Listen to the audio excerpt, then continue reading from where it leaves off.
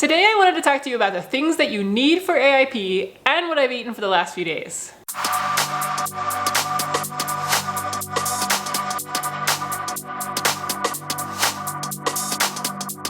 Okay, first before I start, I have to show you my shirt. Some of you have seen this before, but look at this. I love this shirt. I bought it from Paleo Parents, but they're realeverythingblog.com now, I think. But it's such a cute shirt. I mean, I love pig butts, and I actually had it for dinner last night. I'm gonna have it again for dinner tonight. Woohoo! Anyway, things that you need for AIP. So let me start with a caveat that these are the things that I have personally used a lot over the last month while doing Autoimmune Paleo Protocol. They may not necessarily be the things that you want to use, so your need list might be a little bit different. But these are the things that I feel like I used over and over and over again, and if I was to do it again, I would definitely have these on my shopping list prior to doing AIP, and I've bought them over and over again, so they've been like workhorses in my kitchen. So I made a list on my phone, and I'm gonna go ahead and read them off. So the first one is coconut milk with no guar gum. So I usually have the Native Forest brand coconut milk, but it does unfortunately have guar gum in it. So I've been using their simple one. It's unsweetened regular coconut milk. It's a BPA-free can. So it kind of checks all the boxes for being AIP compliant. I get this off of Amazon. I just get it in a case of 12 of them. Second one are bay leaves. I've seemed to have used them a lot in some of the soups and stews, and also I use it constantly in making my own homemade chicken broth. It's just a good flavoring component that is AIP compliant. Apple cider vinegar. Oh my God, I use this all the time. I use it in chicken broth again, like in my chicken stock to help flavor it. But it also is a flavoring component in so many other things. It gives it a nice tangy taste. It's great as just an overall vinegar for salad dressings. I use it in my guacamole, all these different things. It's definitely a workhorse. I've used cassava flour a lot. Now when I did AIP last time, cassava flour really wasn't a thing. This time I have used it more. I wouldn't say that it's a necessary thing, but if you wanna have some pancakes or baked goods or things like that, it may be something that you want to add to your diet. I do have the caveat with that one that it can cause some gastrointestinal distress with some people. So if you've never used it before, maybe stay on the diet for a couple of weeks and then introduce it just to see, or try it before you go on AIP and see if it causes any issues with you. Another one is coconut flour. I use this one again in a lot of the baked kind of goods that I use, also as a coating on chicken and different things like that. Coconut oil is one of the things I use constantly for cooking, for like, when I put it in a pan to cook onions and just all kinds of stuff. I use that. I also use lard a ton as well. It's great to have a bunch of different variety of animal fats and plant fats, just so that way when you're cooking, you're getting all the different minerals and vitamins from those. Again, avocado oil, same deal. Tapioca starch. It's another great flour to use to kind of lighten up some of the baked goods, pancakes and things, and as a coating on certain things. Like I made some chicken burgers that I'll show you later that I use on both sides to kind of crisp it up a little. Tiger nut butter. Now this is something that was not around last time I did AIP, and I've been loving it this time. It's got the same consistency and almost the same taste as like almond butter, and it's just great. I've been putting on those AIP English muffins, and it just kind of gives that whole idea that you're not deprived, and I love it. Dandelion root, chicory root, and carob powder. It's my combination for my coffee that I make. If you are a huge coffee drinker and are like me, where it's not necessarily about the caffeine, but rather just like the ritual and like the taste of it, then this is a good combo to get to just kind of replace that flavor. You can't get all the way there, but it actually is surprisingly like coffee when you mix it up to where you want it to be.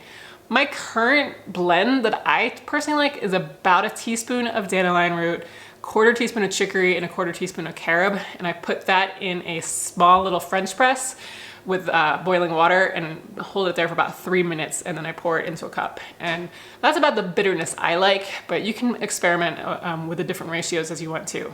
Another one is mace. Mace is a part of the nutmeg plant. I think it's like the red outside covering of the berry or something. I'm not absolutely sure. But it tastes a lot like nutmeg, and it may not be as important in the spring and summer to use this, but if you're doing AIP in the fall, I think it's a requisite thing to have all the pumpkin spice things, but I have used it quite a bit as well. The Primal Palette spice blends, these are really good too. These they have the breakfast blend, the superhero, and the garlic and herb blend.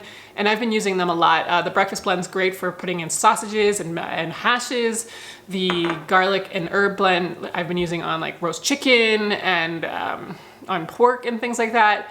I haven't used the superhero one that much, but I'm sure I will. I just haven't quite had many applications for it just yet. But it's just really nice to have the spice blends that you know are compliant. Plantain chips, I love. I mean, I love anything plantain. You can tell because I have them almost every day. But the plantain chips are like a great replacement for like potato chips, and if you're going on a picnic, or if you want to have a vehicle for guacamole, things like that, they are awesome because they're solid and you can dip and they won't break, and they travel well. They're great for road trips, airplanes, any of those kind of things. I like the Inca chip ones, but I think Terra Chips just came out with one that may be AIP compliant. I haven't actually seen them in my store yet, but I have heard they're coming, and Thrive Market has theirs too, and those are good because they're a little bit thinner, but any of them are great. And in the same vein, I've been using unsweetened banana chips too. These are the Gerbs blend, and I really like these for more of a sweeter application, but like for if I have a breakfast porridge, I like to crumble them up and put them on top, and it kind of replaces having sliced almonds or nuts or something like that, that little crunch. So I really like it for that kind of application, and you can have them as a snack as well.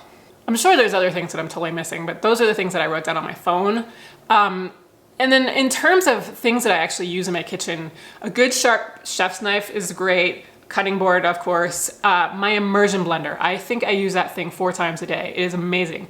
I have a high-speed Vitamix blender, and I do use it on occasion, but I find that I pull out my immersion blender a lot more because you can put it in a bowl, and then you just use the immersion blender, and you don't have to like scoop it out of the blender, and you can get most of it out, and you know, like, I don't know, it seems a lot nicer for a lot more applications during AIP. Like if you're making soups or anything like that, just use the immersion blender. It's just great. And one other thing I've been using a ton this time has been my Instant Pot. Now, we didn't have one last time I did AIP, so yes, you can do AIP without it for sure. It just makes life a lot easier. So I've been using it a lot as the Instant Pot pressure cooker kind of thing to like really quickly cook sweet potatoes and meats and all different sorts of things that you can do with an Instant Pot, but also using the slow cooker function as well. I haven't made coconut milk yogurt yet, which I plan on doing. I just haven't done it because I don't have a starter that is compliant, and I could use probiotic caplets. I just haven't done it yet. So that's another great function for the Instant Pot as well, is using the yogurt function. Just for the price of an Instant Pot and the fact that it takes up such little space, I think it's a great appliance to have. So yeah, by no means an exhaustive list, and I'm sure as soon as I get this all edited and uploaded onto YouTube and Facebook, I will remember like 15 more things. That's just the way of like the law of nature, right? But I'll try to add to them in the description if I do think of anything else. And eventually I will make this into a blog post with a little bit more information about everything as well. So maybe check that out. And I'm like a month behind right now on blog posts. So in a month or so. Okay, so before I get on to what I've been eating, I have to mention about how I've been feeling the last few days. So remember, if you've been following me this whole time, I did the Whole30 first, right? And then I got done the Whole30 and I'd gotten rid of a lot of symptoms, and I had felt good. I felt pretty good, like energy throughout the day, but I still was feeling not completely energetic. I wanted to feel fantastic. And then I started AIP because I still did have some symptoms that I wanted to clear up, and I felt like I must have had some sort of like leaky gut. And so I wanted to go into AIP to really heal that. And I also wanted to get that fantastic feeling. Well, the thing I've been waiting for, it happened this week. I am so excited. So I've noticed in the afternoons and like pretty much all day long, I've had this like buzzy kind of energy all day long. I just feel great. I want to tackle the world. Like I want to do everything on my to-do list. It is amazing. Like I am so excited about how great I feel. Explain this. If you're on my newsletter, I said this yesterday. It's just one of those things where I started crying when I really started thinking about it the other day, about how I've been through this, how I was feeling fantastic, and then I went down low, and then I feel great again. And it's just amazing the difference that diet and lifestyle really can have on someone. And when you achieve that feeling of fantastic greatness, whatever, it is so fulfilling and so just, I don't know, it's just, And then on to what I've been eating. I have no idea what day I'm on, like 38, 40, I don't know. I'll have to figure it out before I actually upload this video, but it's somewhere in that range. I'm probably going to start reintroducing black pepper this weekend, so I'll tell you about that next week. I think I feel ready to do that, so I'm gonna probably go ahead and do that. Let's get into what I've eaten. So in the last video, I mentioned I had made some beef liver, and I used that pate, and I actually did do what I had said I was gonna do. I just wanted to show you what it looked like. It was sweet potato toast, so I just sliced sweet potato thinly, put it in the toaster oven a couple of times until it was, you know, tender. And then I took that out and I put a layer of the beef liver pate on top, and then some sliced radishes and arugula. Was it great? I still don't like the taste of beef liver. I don't care what you put in it, it's still not gonna happen, but it was palatable. I could eat it and I wasn't like dying or anything like that. I still would rather get my liver through pills. For breakfast on Wednesday, I had that leftover of that same hash I had been having. You can go look at the last video to see it, with some strawberries and arugula. For lunch, it was kind of a smattering of things. It was a couple left over of the AIP Orange Teriyaki Meatballs with some of the roasted broccoli, some jicama, some guacamole, and some plantains. For dinner, I made that AIP fried rice, cauliflower rice from the Healing Kitchen that I love. It's so, like, it's full of umami and flavor, and it's really good. So I made that with some adobo chicken burgers. I'll link to the recipe below. I switched the adobo chicken burgers up though, because like the recipe calls for just taking the ground chicken, mixing up with these spices, and then putting it on a pan, but I actually dipped it in tapioca flour before putting it in there to crisp it up a little bit. And then I served it up with some roasted asparagus with just avocado and salt. Breakfast yesterday morning, oh my God, I had a meltdown. So one of the things that's important when you do AIP is that you plan a lot. And if you're not a planner, it's kind of going to be an adjustment for you. And if you are a planner, like I am, you kind of have to just plan and then plan some more. And I just kind of failed with that yesterday. And my kids have summer camp. My son has to be at swim team pretty early before summer camp. And then I had bar, and it was just like this whole thing, like trying to walk the dog, give him his medications, and me having to get my breakfast and all this stuff. And I just kind of melted down because I think the weight of all this sometimes it's just so much. You just want to just grab something quickly, and if you don't have something quickly ready to go, it can be just the be-all end-all, and you know, it's okay to cry sometimes. I think it's just let the emotion go and get over it and then move on with your day. But if you do it, no, you're not alone, because I totally lost it yesterday. Anyway, I didn't have anything planned for breakfast yesterday, so I went into my freezer to look to see what I had. And I had some soup, and I had some of the empanadas that I had gotten from Paleo on the Go, so I decided to make those. And I had 10 minutes to make them and then eat them. And so like I was shoving it down my face and all of this, like I was crying because I was like, I took care of every single other person except for myself. Yeah. Breakdown. So I had the beef empanada from Paleo on the Go, and then I had some of the beet soup that I had made during AIP batch cooking prior to doing AIP. For lunch, I had some of the leftover fried rice with some of the leftover AIP Orange Teriyaki Meatballs and some little red cabbage and green tomatoes. Green onions. And for dinner, this probably looks familiar if you've been watching. I have this a lot, but I'm doing a blog post for 40 Aprons, and I decided to do this meal as my blog post because it's something that we've been eating so much, and it's our favorite like meal that we've had for AIP. So it was pulled pork, but this time instead of doing the Kahlua pork from Nom Nom Paleo, I used Cheryl from 40 Aprons carnitas recipe. I just pulled out, she has some jalapenos and cumin, I believe, in it, so I just didn't do anything that was not AIP compliant. Otherwise, I made her slow cooker carnitas, and then I did my coconut cauliflower rice over a bed of mixed grains, and I made an avocado lime mousse, and also the baked plantains that I've been doing, and some cilantro, and some pineapple spears that I made. Breakfast this morning, I had a little bit more time so I could play a little bit, but I'm so sick of hashes and leftovers and savory things, and I just wanted something sweet. Breakfast is where I struggle. I seem to be fine with lunches and dinners, but breakfasts are struggles.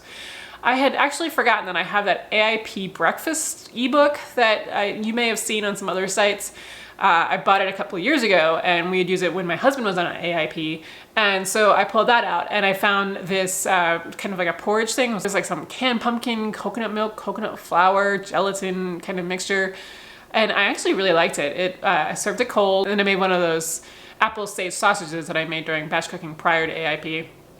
And it was good. It was like a satisfying meal, and I have enough for the next few days too, so that will be good. Lunch today, I'm just gonna have more of the leftover fried rice with the chicken patties, and then dinner we're gonna have the same leftover pork bowl as last night. Yes, it is Friday, our picnic night, but we are planning on going out to a festival instead, so we're just gonna have some quick dinner, and I'll probably wind up doing our picnic tomorrow night, maybe, if we're not out like squeezing every single second of the day into like we did last weekend, which we may. So tune in on Tuesday to find out what I did and to find out how my reintroduction of black pepper went. This should be interesting. Hopefully it will go okay. And remember, if you have not yet grabbed my new guide on natural autoimmune healing, go ahead and do so. I will link to that below as well.